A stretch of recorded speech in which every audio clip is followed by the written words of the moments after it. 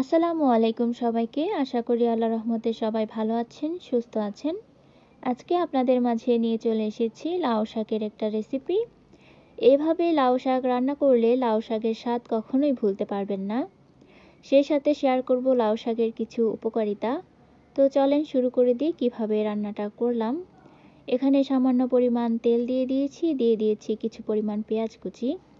পেঁয়াজ কুচিটা ভেজে নিয়ে দিয়ে দিয়েছি জিরা বাটা আর রসুন বাটা। খুবই কম দেব, কারণ কম মশলাই রান্না করা হবে। তারপর মশলাটা একটু ভেজে নিয়ে দিয়ে দিব চিংড়ি মাছ।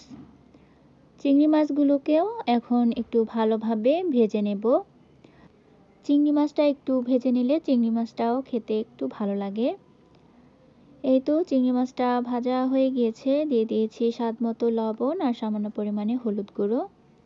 এগুলো একটু নেড়েচেড়ে দিয়ে দেব 1 চা চামচ পরিমাণ মরিচের গুঁড়া। এবার সবগুলো মশলা একটু কষিয়ে নেব। এই পর্যায়ে দিয়ে দিয়েছি কিছু পরিমাণ কাঁচামরিচ।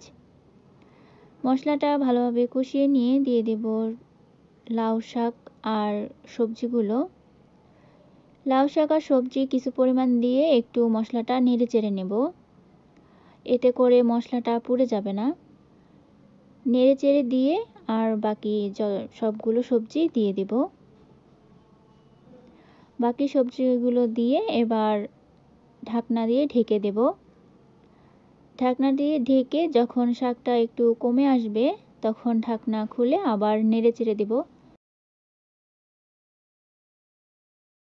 ভালোভাবে সবজিটা নেড়েচেড়ে দিতে হবে।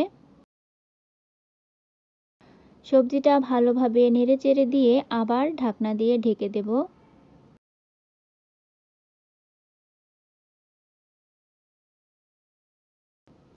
এই তো আবার ঢাকনা দিয়ে ঢেকে সবজিটা ভালোভাবে রান্না করে নেব।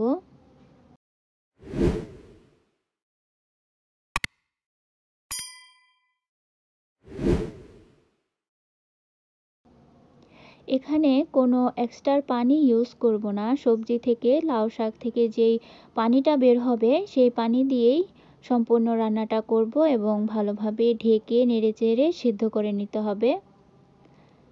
লাউ শাকে কিন্তু পানি ইউজ করলে দেখবেন লাউ শাকটা টক হয়ে যায়, তাই চেষ্টা করবেন লাউ শাকে বেশি পানি ইউজ না করতে। আর আমি এখানে কোনো পানি ইউজ করিনি। লাউ শাক থেকে সবজি থেকে যে পানিটা বের হয়েছে সেই পানি দিয়েই রান্নাটা করে নিচ্ছি। আপনারা কি জানেন লাউ শাকে কিন্তু প্রচুর পরিমাণে ভিটামিন সি রয়েছে।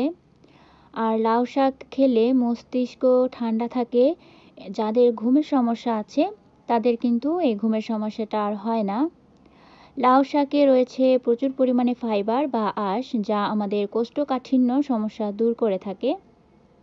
তারপর যাদের ওজন নিয়ে সমস্যা আছে, আপনারা কিন্তু লাউ শাক খেলে আপনাদের ওজনের সমস্যাও দূর হতে সাহায্য করে।